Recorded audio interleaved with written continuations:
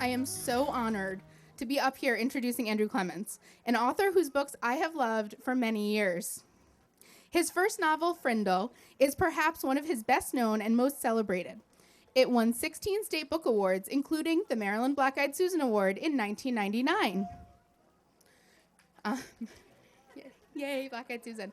I first read Frindle in college for a children's literature course. I enjoyed it so much that I've read it to every class I've ever taught, and even after many readings, it never fails to move me to tears at the end. Now, as a school librarian, I'm often recommending Andrew Clements' books to my students.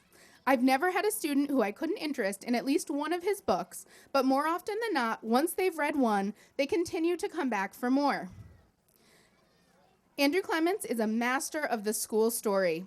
He is also skilled at creating moving picture books, interesting easy readers, and now his latest books, a slightly darker mystery series called Benjamin Pratt and the Keepers of the School.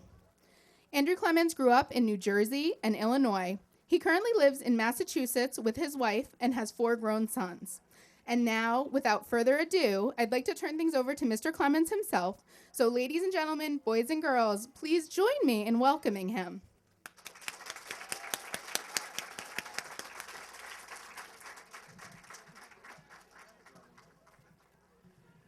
Thank you, Jennifer.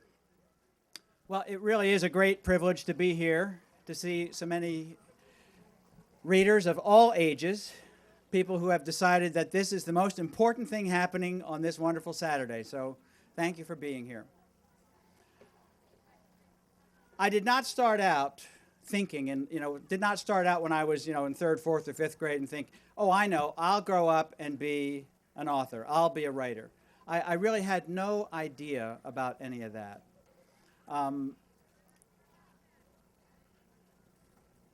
Up on the screen here behind me, I don't know how the visibility is. Can anybody see what's up there? It's a big red arrow. It's a big red arrow, and it stands for something that a very smart man named Stephen Hawking, calls the arrow of time. I find myself thinking about time quite a lot these days. I guess the more time goes by, the more I think about it. Couldn't hear me. Okay, I'll belt it out there. So that's the arrow of time. Come on, machine. Okay, so here we have the hands on the clock ticking by.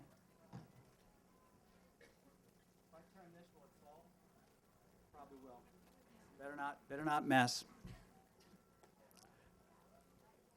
The point is that, how many of you remember when you got up this morning? Beautiful. Remember when you got up this morning? That moment is gone.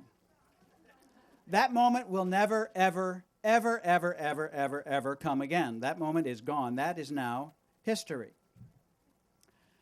And I love that idea of history. The arrow of time moves on. It goes only one way, history. I also love another word that miraculously rhymes with history. And that word is mystery.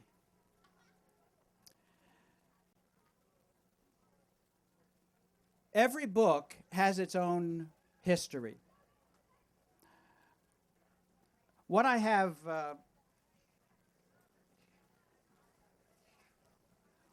here is a timeline. This is a history of my life as an author. It starts back here. This first book, boy, we got trains. Wow.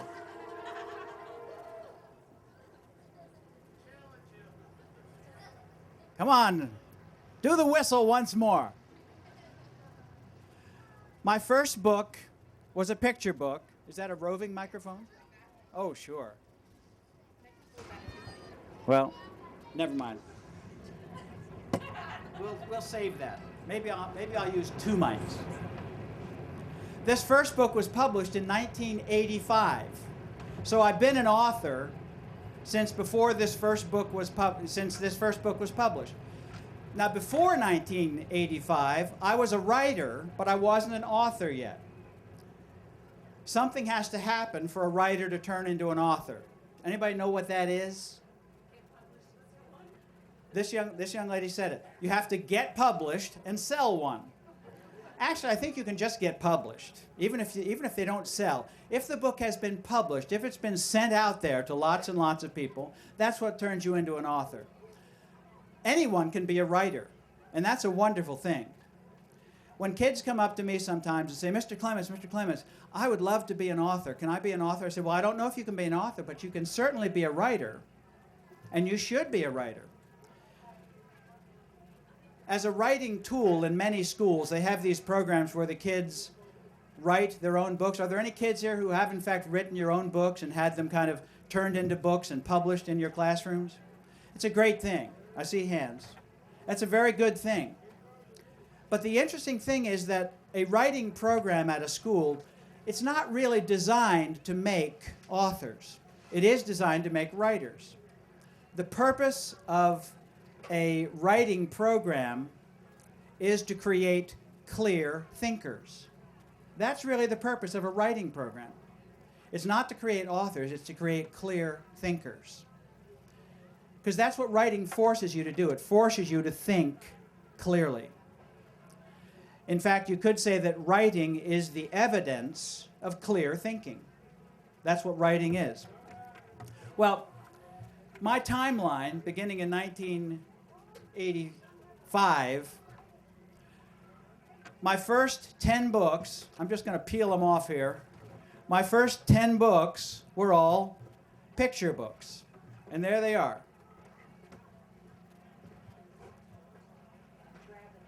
Yes. So my first 10 books were all picture books. And then you see Frindle here. I actually wrote Frindle as a picture book. The wonderful thing about picture books is that they are short. Let me show you. I've got a stack here. You see, the truth is, I'll get back to that. You can just lay it on the grass there. It'll be very comfortable with that. You notice how I've forgotten all about this because this is not going to work, this kind of presentation. This is an interesting stack here. The truth is, you see, I do not make books. Now, this young lady,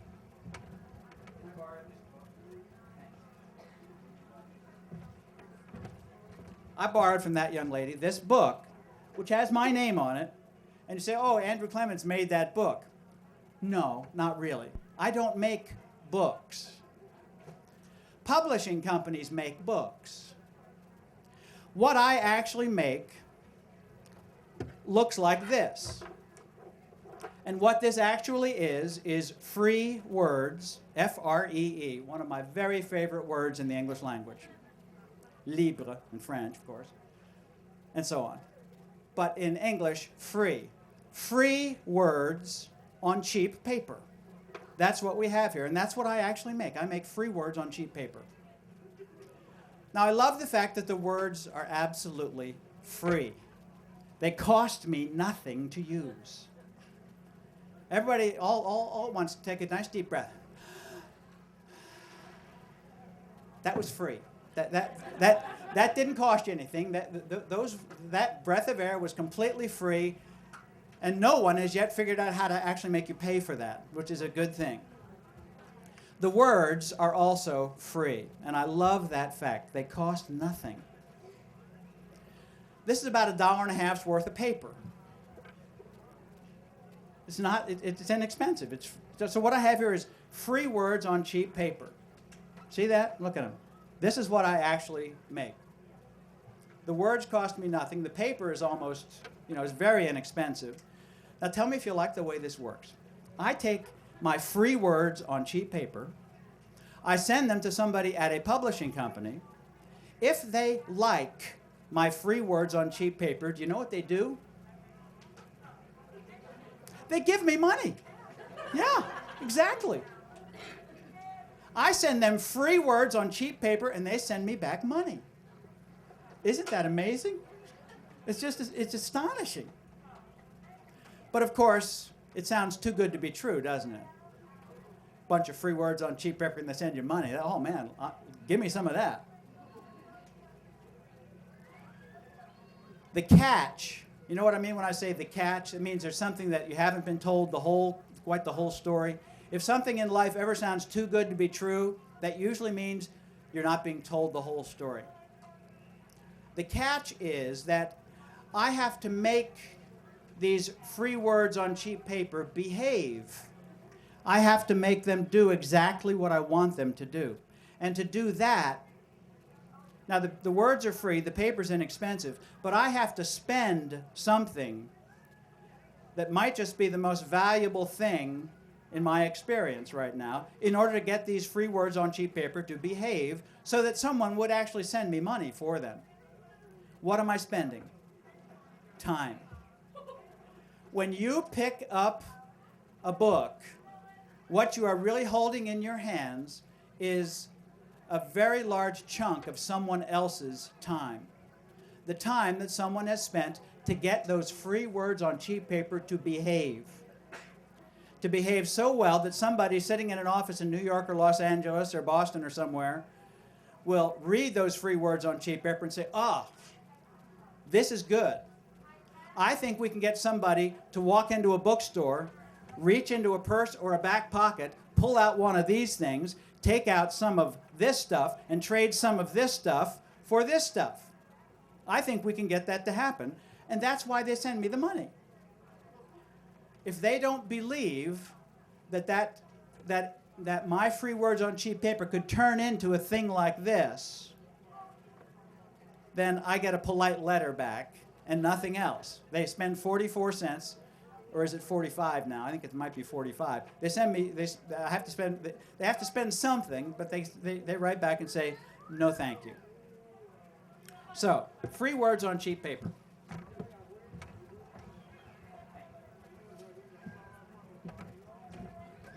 This is a young adult novel.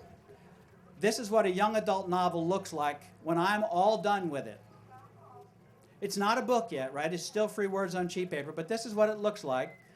This one was called Things Not Seen, a young adult novel. This is actually the manuscript for that very book I was holding up there, The School Story. This is the free words on cheap paper. Good. So here's a young adult novel. This is a middle grades novel when I'm done with it. This is called a chapter book, which is a short novel. This is Jake Drake, Teacher's Pet. That's what it looks like when I'm all done with it. And this gorgeous thing here, this is a picture book when I'm all done with it. That's what a picture book looks like. It's not very many free words on cheap paper, and they still send you some money. It's a huge difference. I mean, look at a novel and look at a picture book. Picture books are what I would call deceptively simple. It seems so simple. In fact, I get letters from friends and emails from friends almost all the time that say, hey, I've got this great idea for a picture book. Some of them really are great ideas, but again, to get the words to behave in just the right way. You see, a good picture book, especially, well, I should clarify, a good narrative picture book has all the same elements of a good novel. You've got a character that you care about, a situation that develops very quickly at the start of the story that you just have to know more about, action that rises to a certain point, a tipping point, a climax, and then a satisfying ending. And that all has to happen in 12-page turns, because that's what you have to work with in this particular literary form, the picture book. So it wasn't unusual that I would try to write the idea for Frindle as a picture book, because after 10 picture books, go back to our visual aids here. After these first 10 picture books, after the first 10 picture books here, I'm saying to myself, well, I know who I am. I'm Andrew Clements, the picture book writer. That's what I do. I write picture books. So when I get this idea about a kid who realizes one day that all words are made up, it's a very large linguistic concept. There there are men and women earning hundreds of thousands of dollars a year at major universities all around the world in the Department of Linguistics who ponder the question, how do words work? How do words mean what they mean? And how do they come to mean what they mean? And what's the history of them? Well, this fourth grade kid realizes one day that all words are just made up sounds. And they truly are. For example, the word dog. Okay? Dog. Dog. Dog. Dog. Dog. Dog. Dog. Dog. Dog. Dog. Does it sound like nonsense yet? Dog. Dog. It's nonsense. It's nonsense. But it's our nonsense. It's the English-speaking world's nonsense. And it means 4 paws on the ground, wet nose, waggy tail. That's what that dog. Now you go to Spain, it's perro. You go to Italy, è un cane. You go to France, c'est un chien. C'est un chien. You go to Germany, das ist ein Hund. Das ist ein Hund. It's the same thing, 4 paws on the ground. In fact, you could get a dog started running, good strong dog, get it started running in the morning in a certain part of Europe.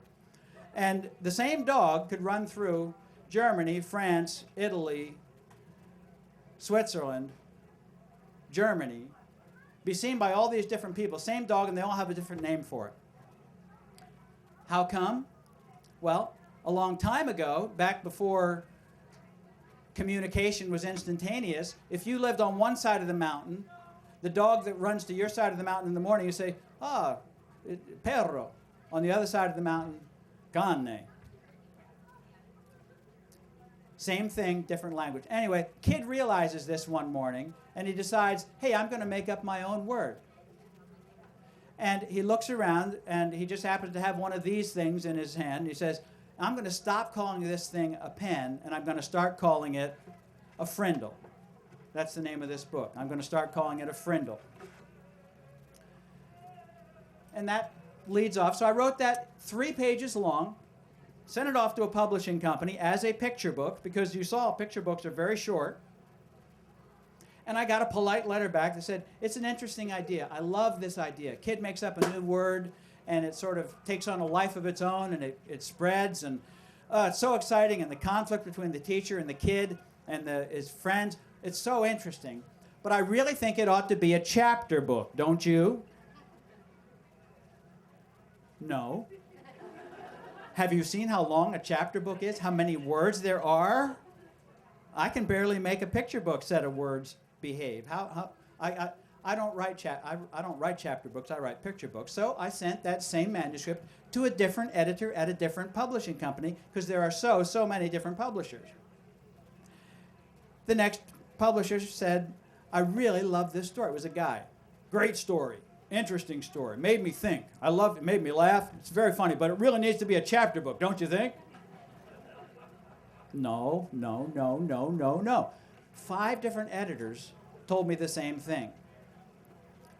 And I was getting to the point where I was thinking, is there just an attack of the stupids down there in New York City? Is it just, because I was calling them fools and dunderheads and idiots and, lame brains and all the... And I finally asked myself a very important question. In fact, I'm going to teach you this question. It's a very important question. There are three little phrases, so repeat after me. Here comes the first phrase. Is it possible... Now, come on, I have to do it louder than this. Parents, join in. You're not excluded from this. Is it possible? Could it be that I am the idiot here? It's a very important question. If you're a guy like me, you need to ask yourself this question 5, 6, 7 times a day. Is it possible that all these other people who are telling me that this interesting idea I have really needs to be a chapter book really does need to be a chapter book, and that I really have to do it? And the answer came back, yes, I am the idiot here. So I made myself sit down and write the longest thing I had ever written. It was longer than any of the papers I'd ever written as a literature major at college, or when I was doing a master's degree in education. It's the longest thing I'd ever written. And I sent it to the first editor, and the editor said, I don't think so. This book is kind of about words, and we had another book that was kind of about words last year, and I don't really want to do another book that's kind of about words right now. So call me back in about a year and a half, 2 years, and maybe we'll look at it again. And I said, but you don't understand. I need to buy hamburgers and bicycles and Nikes, and I got a mortgage to pay. 2.5 years is not going to work. So I sent it to a different publisher. The 5th publisher finally said, I think there's something here we can work with. And the book is now sold close to 4 million copies. So that's what you call a happy ending. But more importantly, it got me the invitation to write another book about kids and teachers and schools. And the publishers were very specific. They said, the way you characterize the school life, the situations at school, I think you should write another story about kids and teachers and schools. And they didn't just say, I think you should.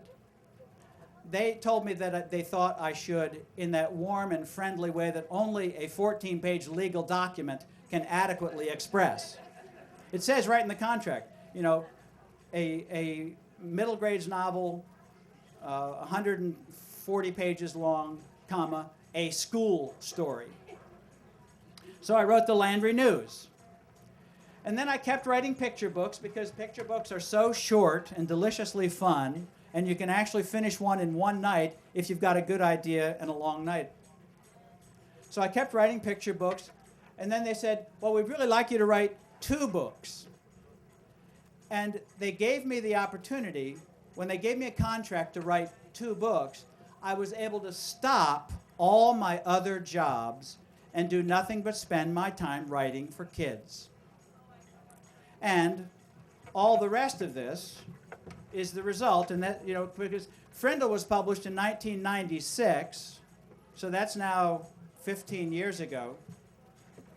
But in, I think, 2002 or so, maybe 2003, I stopped all my other work and just spent my time writing. And the effect was all the rest of this. So it gets to be a long list of books. Here's the newest book. This one is coming in June or July. It's called About Average. This one just came out in time for Mother's Day, Because Your Mommy Loves You. And so as I said, this is a timeline. This is my literary life flashing before your eyes.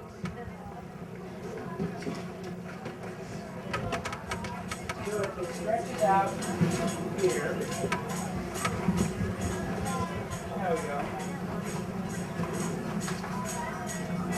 So there they are. This is what happens if you spend a lot of time writing. And the thing that's important to remember here, especially if you're a young writer, if you're thinking like, I'd like to write it. But, how did anybody write it? How do you write it? There's so many. The way you write, the way all these books were written, one word at a time. Anybody who's ever written a report, anyone who's ever had to write a social studies paper, anything, it all happens. A thank you note. Dear Aunt Martha Louise, thank you so much for that itchy blue sweater. Thank you so much for that itchy blue sweater that you sent me at Christmas. Well, it's the same process. You sit, you think, say, okay, what did Aunt Martha Louise send me for Christmas? Because it's March, and Mom said I have to write my thank you notes. Let's see, what was that sweater, wasn't it? Oh, yeah, it was blue, it was wool, it was itchy. But I have to say thank you. So what do it's beautiful color. Dear Aunt Martha Louise, thank you so much for that. And you almost write itchy, but you don't write itchy. For that beautiful blue sweater that you sent me. It's a really pretty sweater. I really love the sweater. I see it in my drawer all the time. Every time I open my drawer, there it is, and I always think of you. It's such a beautiful blue color. It's sort of the color of your eyes, Aunt Martha Louise. You sit, you think, you write. That's how every single one of these books gets written. So if you want to be a writer, you have to learn to be patient. But most of all, you have to learn to be patient with yourself. And you have to learn to say, okay, I can do this. It's just thinking up the next word. I have another secret. Okay, we can lay this down here for now. Thank you. Once I've gotten an idea, one very short question takes me through to the end of the story. It's so simple. What happens next? That's how you get to the end of a story, or the end of a report, or the end of a marketing survey study that you had to write, or whatever you have to write. What happens next? What's the next part of this story? What's the next element that I need to explain? And if you're like me, because some people will say, oh, you've written so much, writing must be easy for you. In my experience, writing is not easy. In fact, about 6 or 7 or 8 years ago, I was down at the Texas Library Association in Austin, Texas. And I was in a room half the size of this lawn that we're looking at. It was an enormous room. There were about 1,500 teachers and librarians in this one room. And I was expected to stand up at the front of the room for an hour as the visiting author. 1,500 teachers and librarians. Imagine how many hours of education was represented out there. It's incredible. Well, I asked them a very simple question that I have asked lots and lots of elementary classrooms as well.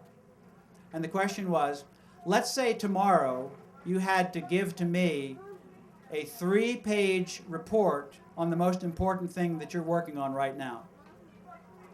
How many of you, I'm asking these 1,500 teachers and librarians, how many of you would find that that was an easy thing to do, to write that 3-page report for tomorrow? And I asked kids, how many hands do you think went up out of that group? And the kid says, all of them. I said, no. Half of them, no. Probably 50 hands went up out of 1,500 teachers and librarians. Now, these are people who know about writing, who have been charged by the society with teaching writing to others. And they're all saying, oh no, that would be hard for me. That would not be easy. So if you're a kid and you like writing and you say, but it feels pretty hard to me, will it get easier when I get to be a grown-up? And the answer is probably not. But that doesn't mean it's not worth doing. Because remember what writing is. It's the evidence of clear thinking. That's what writing forces you to do. It makes you sit down and think and think and think and say, okay, what can I say to Aunt Martha Louise about this blue sweater? And how will I know when I'm done? Well, I'll fill up the page and I'll say, well, got to go now. I get letters like that from kids all the time. Well, got to go now. And it's true. They do have to go. They've given enough time to writing to this guy because their teacher told them to, or for whatever reason.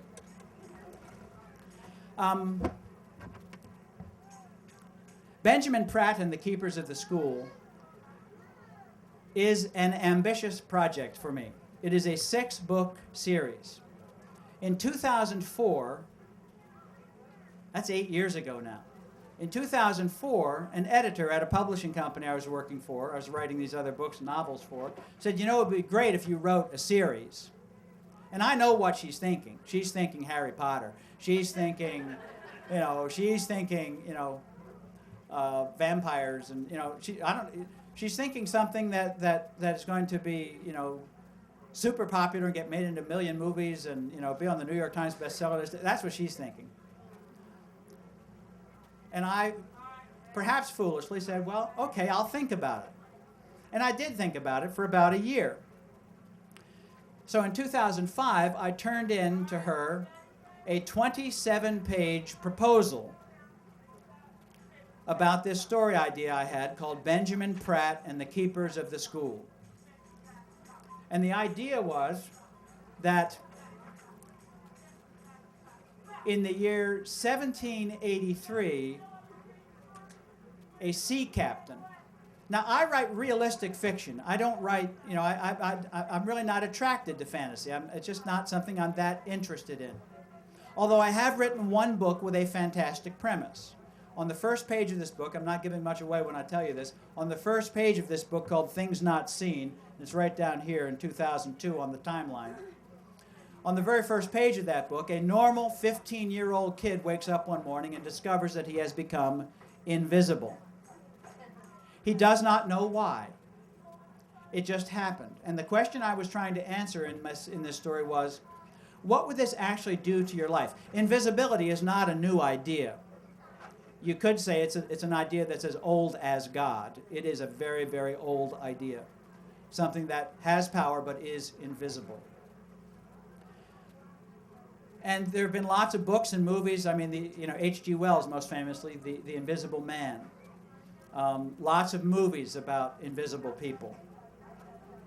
But usually they're kind of mad scientist types who are going to become, drink this potion and become invisible and take over the world or do something. But what if you're a normal 15-year-old kid and you become invisible? What would it do to your life? So apart from that fantastic premise, everything else is treated in a very realistic way, because that's what interests me. And that's an important thing to remember if you're interested in becoming a writer. Find stuff that you are interested in. I keep writing stories about kids and teachers and schools because I'm genuinely interested in that. I think school is the most interesting thing happening every day in every community all around the world. It's the most important thing happening. I had a discussion about this just last night with another author. And he said, don't you think family is the most important thing happening? I said, well, sure. But, family is not really happening in the community. Family is the very basis of the community. Once the community organizes and says, what are we doing here? What are we doing together? What are we going to do? One of the very, very, very first things they do is say, what are we going to do about the children? How are they going to be cared for? How are they going to progress? How do you figure out if things are going to be all right in Kosovo or Afghanistan or Haiti or anywhere there's been a disaster? How do you know if things are okay? The question is, well, are the kids back in school yet? That is the question. If that's not happening, then that society is not going to move forward. So school is very interesting to me. What I got interested in my Benjamin Pratt story was history. Still up there. History mystery. In fact, I'm calling Benjamin Pratt a history mystery adventure series. I didn't turn to fantasy. I've read some good fantasy books. I enjoy them once in a while. I didn't turn to fantasy for the sizzle, for the excitement in my story. I turned to history. 1783, Captain Duncan Oakes, has been a sea captain for a number of years. He's, in fact, has become a ship owner. He owns 3 ships that have sailed back and forth from the American colonies to England. He's become a wealthy man. When the Revolution comes, he commits his ship to the United States Navy. They win the war. He's a wealthy man. He's getting on in years. It's 1783. And he says, what can I do for my young nation and for my town that will be of lasting benefit? And he looks around and he says, well, I've got this great big 3-story brick building, my counting house, ship's chandlery, warehouse, 50 feet from the Atlantic Ocean, sits on 20 acres of land.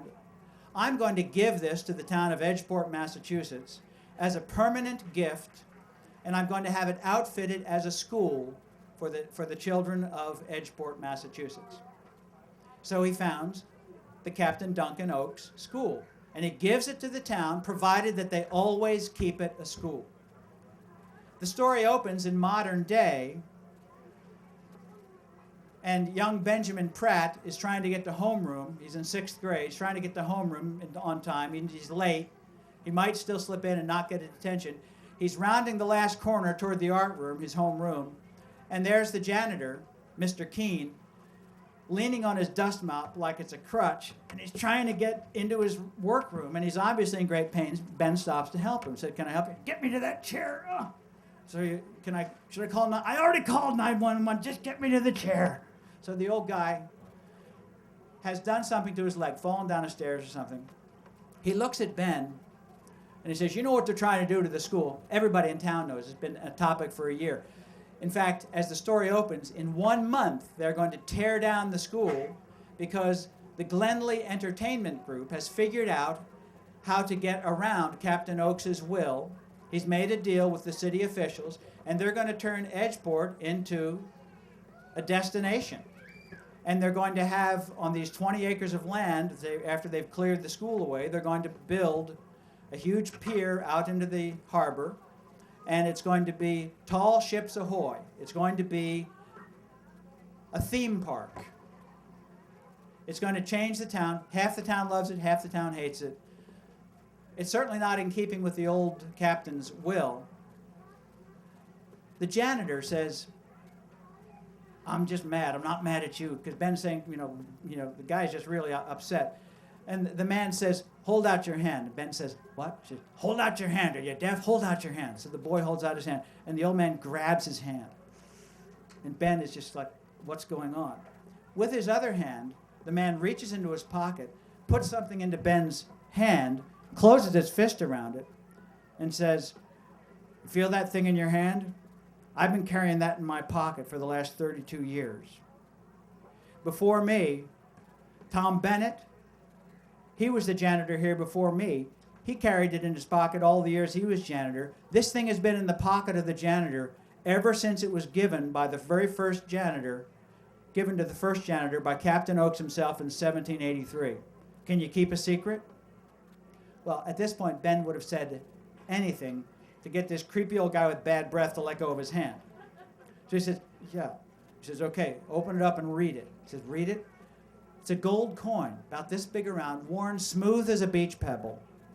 And on one side, just visible, because it's so worn away, on one side it says, "My school will always belong to the children. Defend it." On the other side it says, "If under attack, look north, northeast from amidships on the upper deck." So it's a clue. The old man says, now by this time they can hear the ambulance coming to the school to take the man away. The old man says, "I'm not going to be here for this next month. You've got to take this over." And Ben says, "Take what over?" He says, "The captain left things hidden around the school that he thought would be useful to protect the school. And here's the first clue. Follow the clue, save the school." The EMTs rush in, green gloves. They check the guy out and put him on a stretcher, haul him away. And Ben is left there holding this thing at the end of chapter 1 saying, "What just happened and what do I do next?" Which, again, is the question I ask myself as a writer. What happens next? That's how you get to the end of a story. And if I do my job well, that same question, what happens next, is the question that forms in your mind as a reader after the first page or two. How many of you in this gathering have ever said to a mom or a dad or a husband or a wife or somebody, "Oh, no, I can't go to bed now. Don't make me go to bed now. I have to get to the end of this chapter." Or, okay, we've said that. What happens next? I gotta know what happens next. Sometimes people say, "Mr. Clements, do you enjoy reading your books?" It's a funny question, don't you think? "Mr. Clements, do you enjoy reading your books?" I don't read my books. Every once in a while, what is it? The very first Men in Black movie. When Tommy Lee Jones has this thing that goes click, click, click, click, I guess Will Smith calls it a flashy thingy that kind of wipes out all his memory. Sometimes I wish I could have that happen so that I could read my books the way you read my books. Because when I read my books, it's a very different experience. because I'm remembering all the things that I didn't say here, the way I didn't take the story here. It's just a very different experience for me. And sometimes I wish I could go and not know what happens next, because that takes a lot of the fun out of it for me. Now, I do understand the joys of rereading things.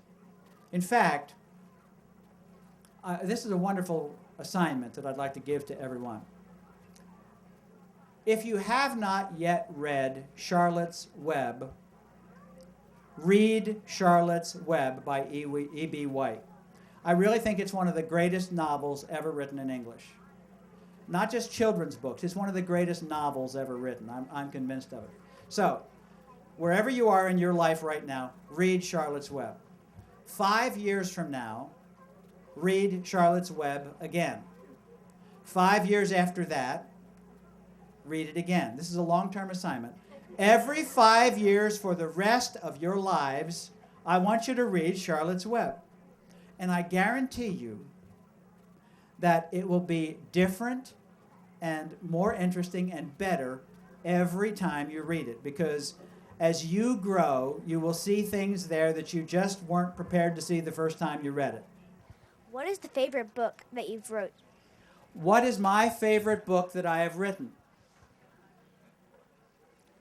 Well, how old are you right now?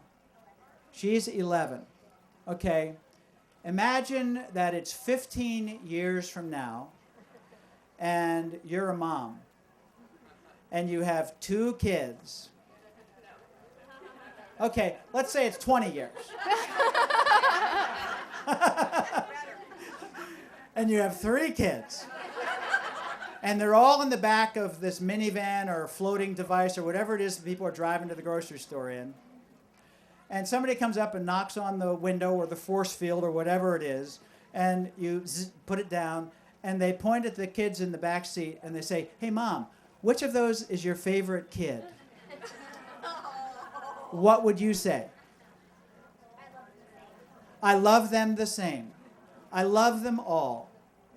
They're all, now, I'm talking, and my wife and I have 4 kids, so I know how this is. So I'm going to talk about our 4 kids, but remember the question you asked me, okay? Okay. I love all of these guys. They're all different. They all came along at different times, and it was just the right one at the right time. Even the twins came along at slightly different times. Those are the last 2. They're all different. They all came along at different times. We were so happy to see each one when it came along. True about kids, true about books. It was the right one at the right time. It got us to the next stage. There are things that I have learned from each one of these kids' books that I could not have learned any other way except to live through it. So you see what I mean? When I say it's very hard to pick a favorite book, there's a real reason. It's very difficult. Now, let's take, okay, these 4 kids, they grow up, they go off into the world.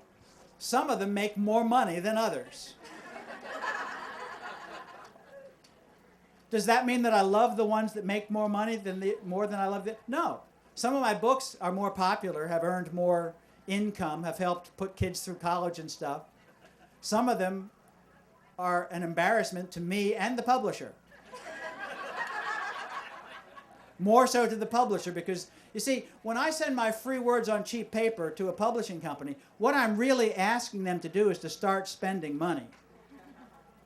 I'm asking them to send some money to me at the very beginning so that I give them permission to take my free words on cheap paper and turn them into a book. But then they have to make a deal with a printing company.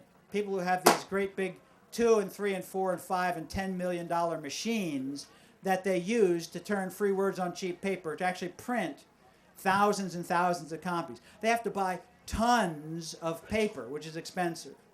They have to have warehousing, they have to have shipping, they have to pay trucking companies, they have to pay employees. They've got a lot of things. So when I send them free words on cheap paper and they say yes, they're agreeing to spend a lot of money.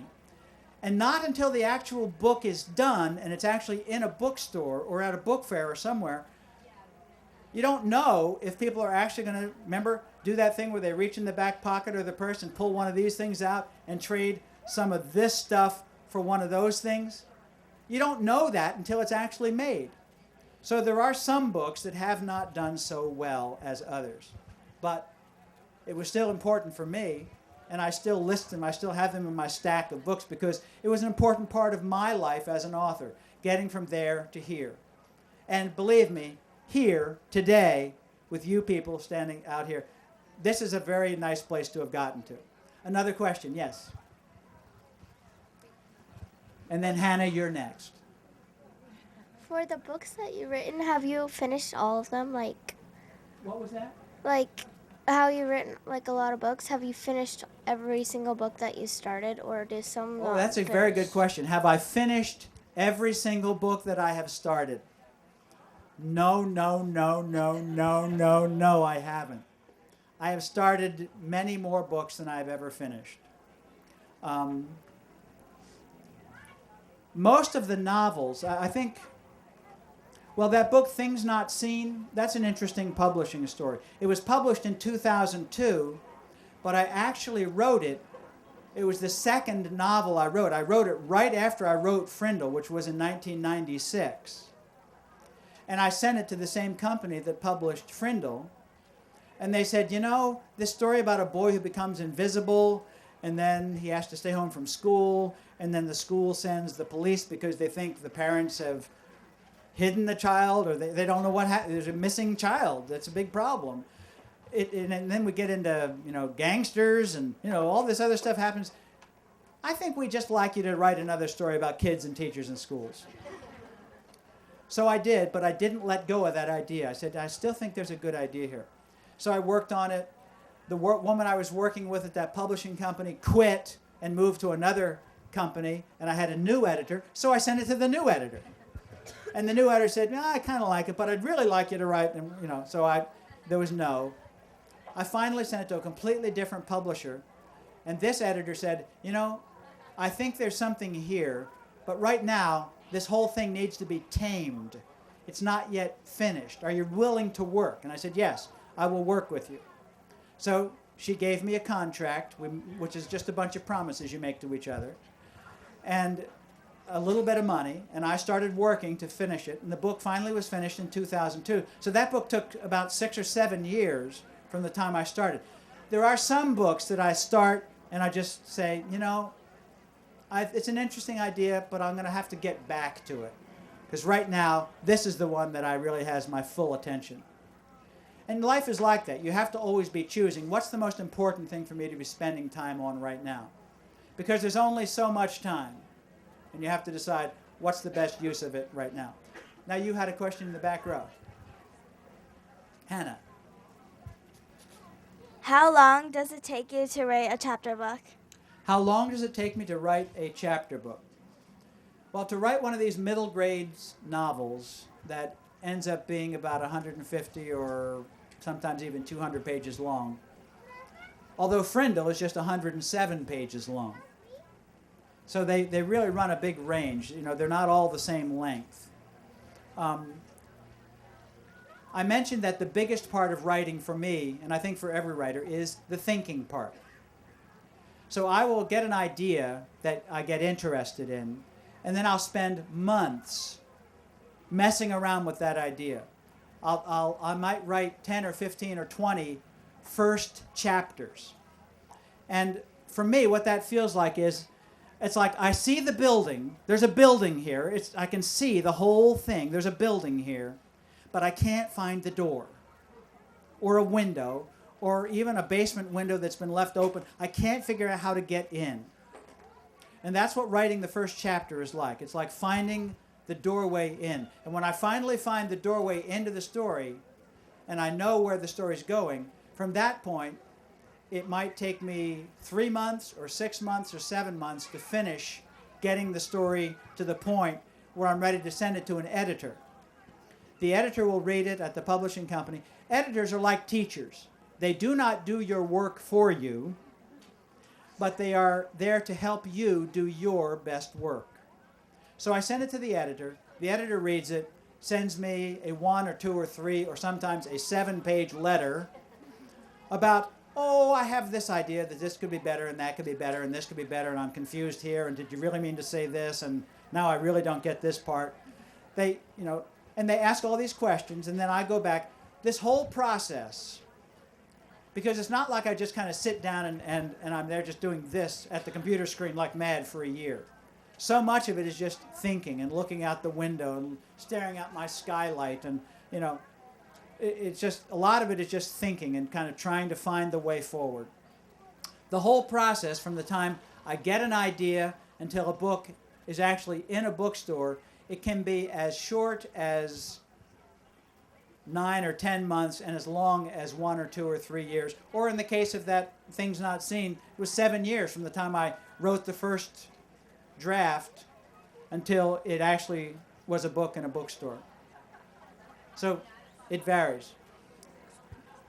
I think we're going to wrap things up. I think we're about, is there maybe one more question here? I'm watching the clock here. I've got 2 minutes. I'm not giving up. When is the next book of Benjamin Pratt and the Keepers of the School going to come out? When is the next book of Benjamin Pratt and the Keepers of the School? Well, books 1, 2, and 3 are out. You knew that? Book number 4, where's that little? Book number 4 is, there are about, well, if I tell you that I've got 3 chapters done, that doesn't sound so good. That says, oh man. But it's more than that. I've actually got 3 chapters done, but I see the whole story for book number 4. I know where it's going. So if I had 20 good nights, I could be done. 20 words, 20 nights of about 11 or 1,200 words per night. Now that never happens. 20 nights in a row like that doesn't happen. But I'm 20 nights away from being done with this book. The goal that my publisher has is that the next book will be available in January. And I think next year we're going to try to have, we may actually try to finish the whole series next year because it's slow. And thank you for being patient. I know it's a hard thing to do, to wait. Believe me, I know. It's hard for me too. I think that's all the time we have. Oh, one more question. 1 more minute. 30 seconds. How old were you when you started writing stories? How old was I when I started writing stories? Well, remember how I told you that I started writing before I was an author? So I was writing stories and writing poems and writing songs and writing all sorts of things from the time I was about 17 or 18 years old. My first book wasn't published until I was about 35 or so, 30 or 35. And I've discovered it often works that way for writers.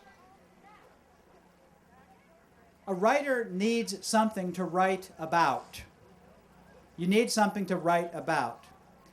If you write realistic fiction like I do, you want to be writing about life. And that means that you need to have been living some life. It helps to live life. Now, there are lots of ways to live life. You can live a lot of life by reading. Reading takes you into lives and experiences and places you could never get to any other way. So, I'm fully out of time now. Thank you very, very much for voting for books. Thank you for being here today. Thank you.